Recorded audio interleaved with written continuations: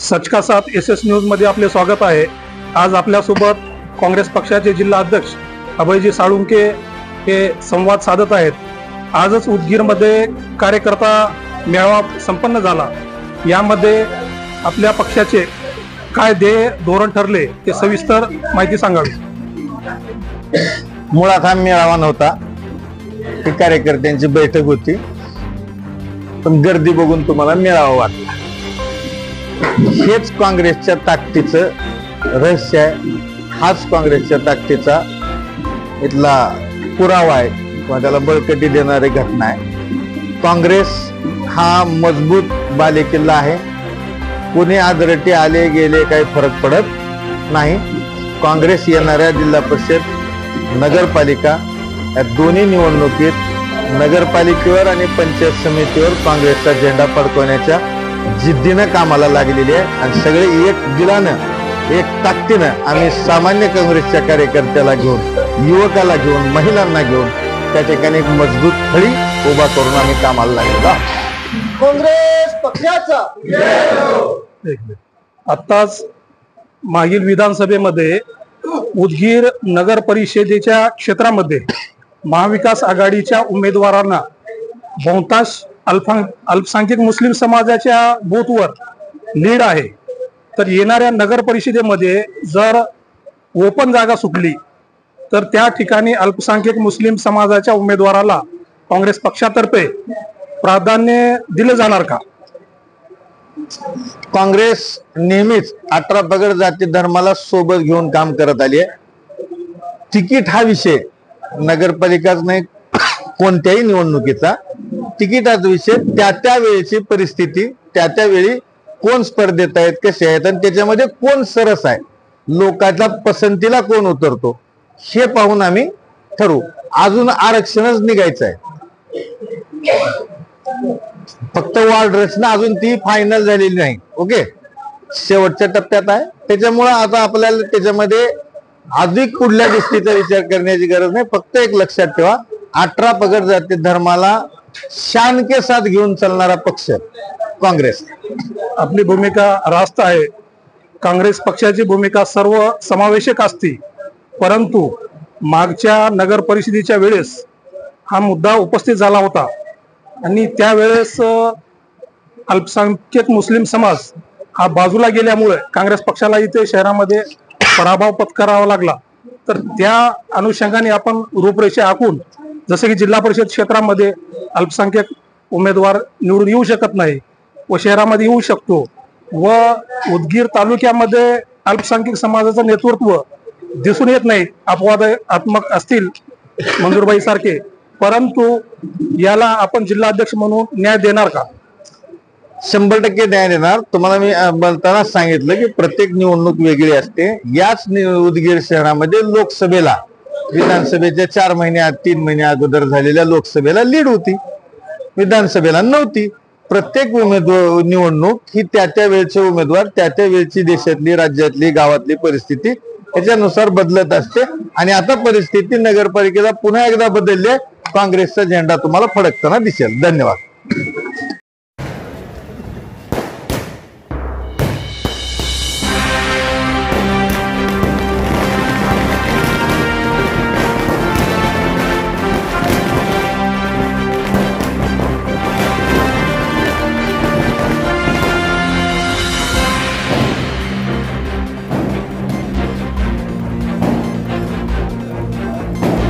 काँग्रेसच्या वतीने आयोजित या संवाद बैठकीसाठी माननीय संजय पवार, माननीय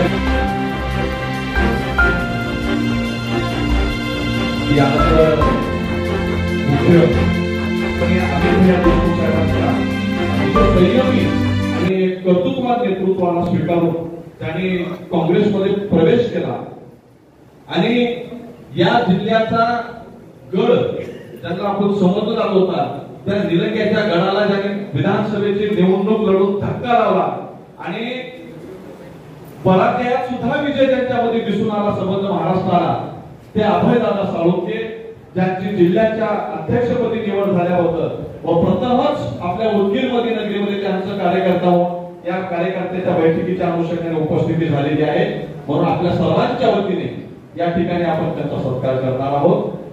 त्यानंतर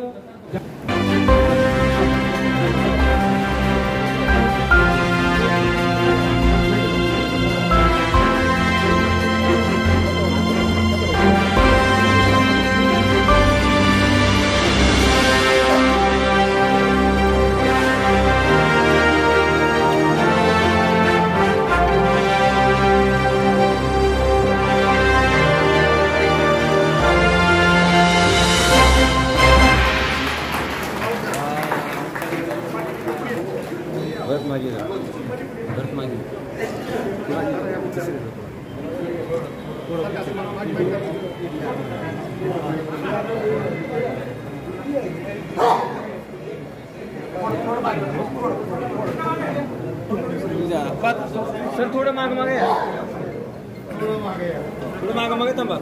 आता येतो.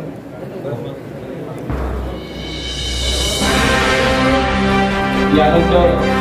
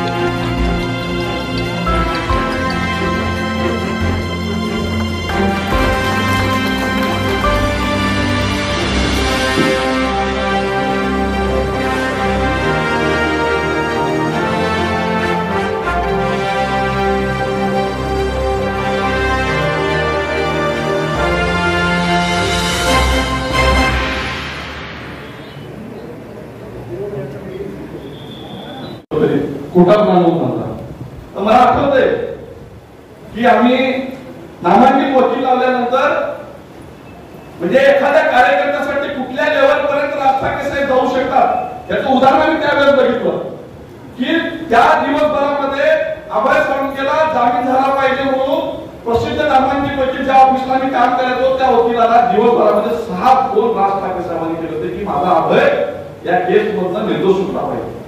म्हणजे एवढी ताकद तुमची आज त्या काळामध्ये राज ठाकरे साहेब. आपण अनेकाशी संघर्ष केला, अनेकांच्या चळवळीमध्ये लोकांना मोठं करण्यासाठी अंगावर गुन्हेगार करून घेतला, परंतु कार्यकर्त्याला कधी वाऱ्यावर सोडला नाही. हा सगळ्यात महत्वाचा गुण तुमच्यामधला आम्हाला आवडतो.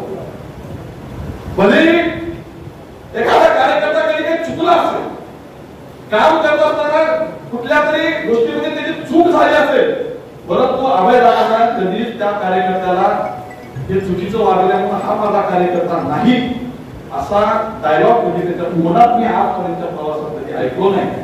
म्हणून आपण ज्या संघर्षात नेतृत्व तयार केला, सर्वसामान्य गाळात तळागाळातल्या कार्यकर्त्यासोबत आपण राहिला, आपल्याला प्रत्येकाचा स्वभाव माहित आहे. म्हणून माझी माफक अपेक्षा एवढीच आहे की येणाऱ्या काळामध्ये त्या वकील मतदारसंघामध्ये विशेषतः वकील तालुक्यावर आपलं विशेष लक्ष राहावं. या सर्व मान्यवरांच्या नेतृत्वाखाली चळवळ तयार करावी आणि येणाऱ्या जिल्हा परिषद आणि पंचायत समित्या 7 जिल्हा परिषद मतदारसंघ आहेत. 2012 ला चंद्रशेखर भोसले साहेब असताना 6 होत्या, 5 आपल्या होत्या, 1 भाजपची होती. पंचायत समिती आपली होती, कालच्या पेक्षा 2 आपल्या आहेत आणि 3 पंचायत समिती आपल्या होत्या, बाजार समिती आपली होती. अशाच परिस्थितीमध्ये 2012 ची पुनरावृत्ती त्यावेळेस चंद्रशेखर भोसले साहेबांचं नेतृत्व होतं, त्यावेळेस परिस्थिती आपण डबल निर्माण करावी एवढी माफक अपेक्षा व्यक्त करतो. आणि आपण आला आम्हाला मार्गदर्शन करताय याबद्दल आपले शिवाजी अण्णा अध्यक्ष जिल्ह्याचे सरकार पहिल्यांदा मुद्दीला आले, मागे आमचे परत ते कोरगावच्या ह्याच्यामध्ये आले, त्याच्यामध्ये एकाच्या ह्याच्यामध्ये होते. सरकार तेव्हा नाही सांगला संदर्भात ठरवून आपण सरकार केलं. पंजाबपासून आमचे तालुका अध्यक्ष आहेत, त्यांनी महाराष्ट्रावर सेक्रेटरी म्हणून आले. हे संवाद अंगरागन झाला. आता आम्हाला इथे सांगायचं आहे पुढे नगरपालिका तुमचं थोडं साथ पाहिजे. आपण युतीमध्ये जागा दिलो, राष्ट्रवादीला बनसोडे निवडून आले आणि त्यानेच काँग्रेस पक्षाला समाप्ती केली. चेक पैसे देऊन कामं देऊन त्यांना फोडण्यात आलं आणि त्यांना आपल्या बरोबर घेऊन गेले. ते आपल्या बरोबर युतीमध्ये आले आणि आपल्या बरोबर गद्दारी केले. त्यासाठी तुम्ही थोडं लक्ष देणं जरुरी आहे आणि आम्ही पर्याय त्यांनी लक्ष देणं जरुरी आहे. तुमची नगरपालिका आपली काँग्रेसची 100% येणार, यासाठी तुम्ही थोडं लक्ष द्यावं ही विनंती आमची. धन्यवाद साहेब. या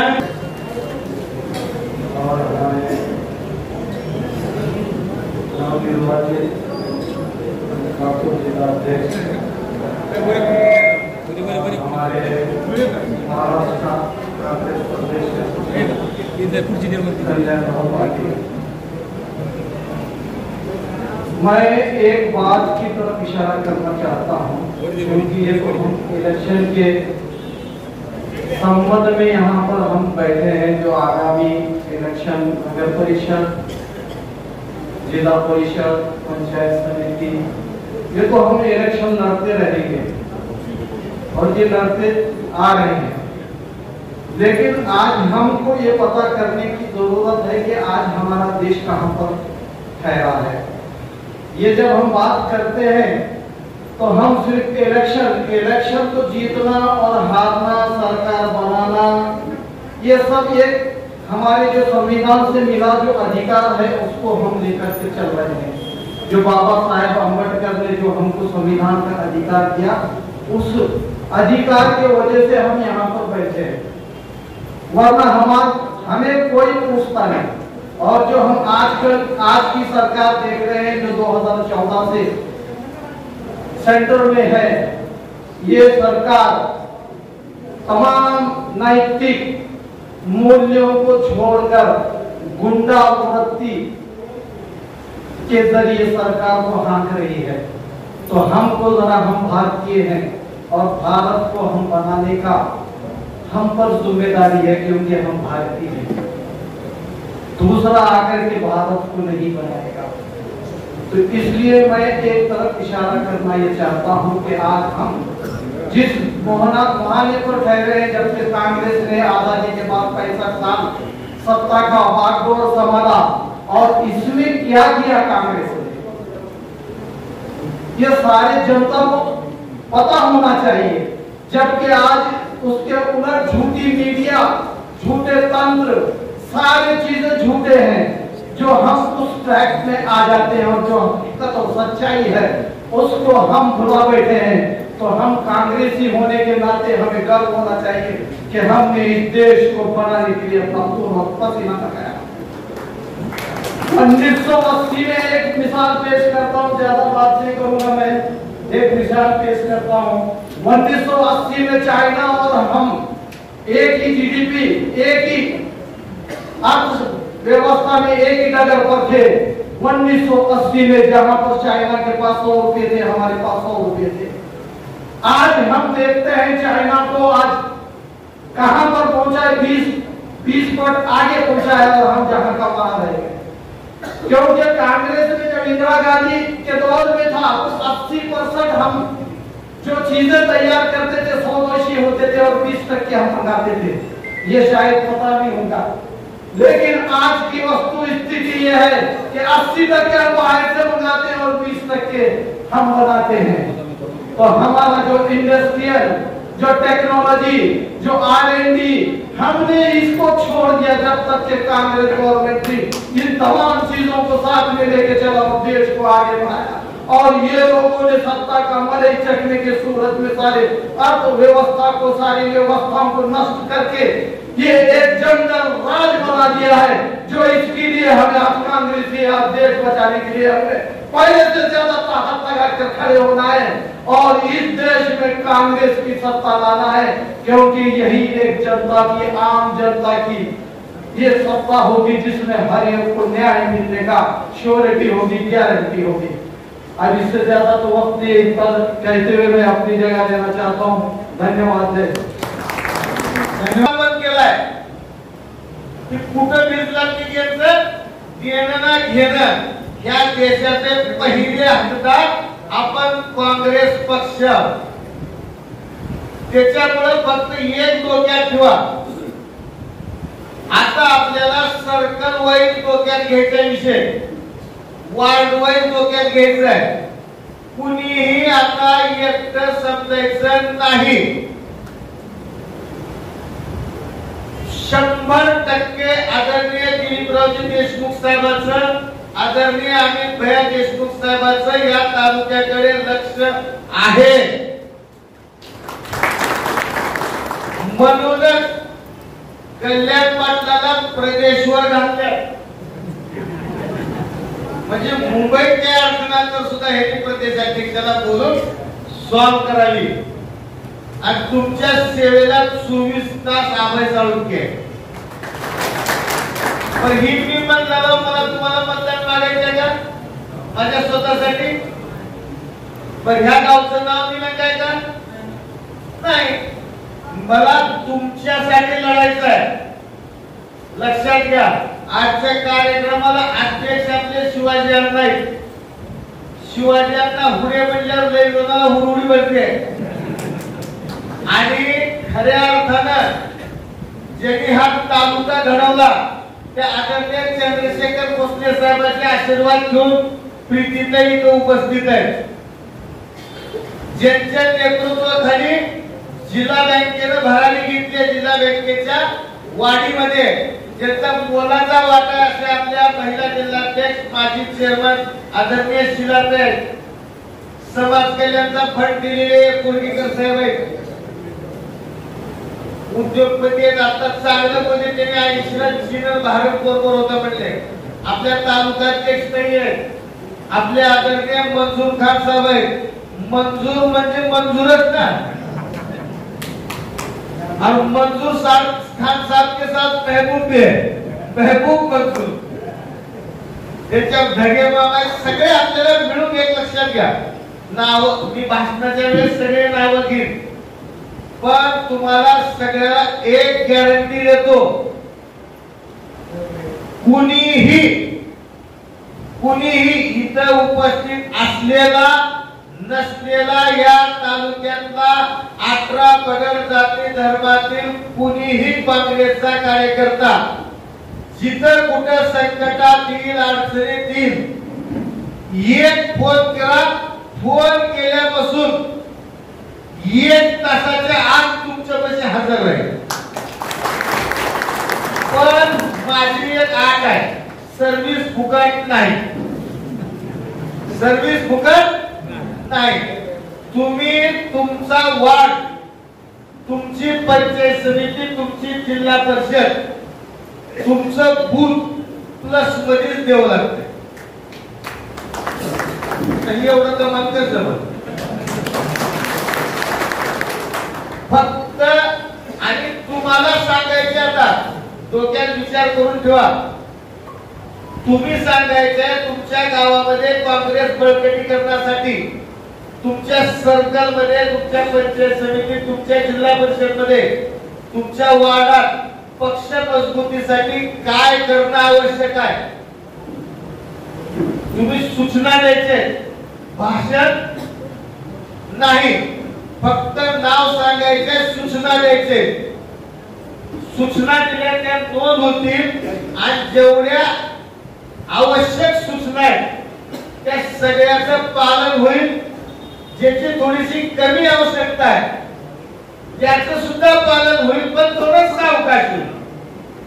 जे गरजेचंच नाही ते समजावून सांगण्यात येईल की हे ह्या कारणामुळं गरजेचं नाही. पण तुम्ही सांगितलेला कोणताही सल्ला, तुम्ही सांगितलेली कोणती सूचना दुर्लक्षित केली जाणार नाही. कारण तुमच्या प्रत्येकाचं महत्व हे पक्षासाठी, आम्हा सगळ्यासाठी अनन्य साधारण आहे.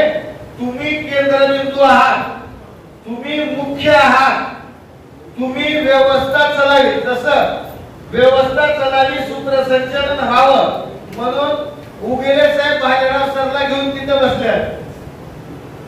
तसं व्यवस्था चलाव, जरा हॉल चांगला दिसावा म्हणून मी इथं बसला, आम्ही सगळे इथं बसला, नाहीतर आपण सगळे सारखेच आहोत.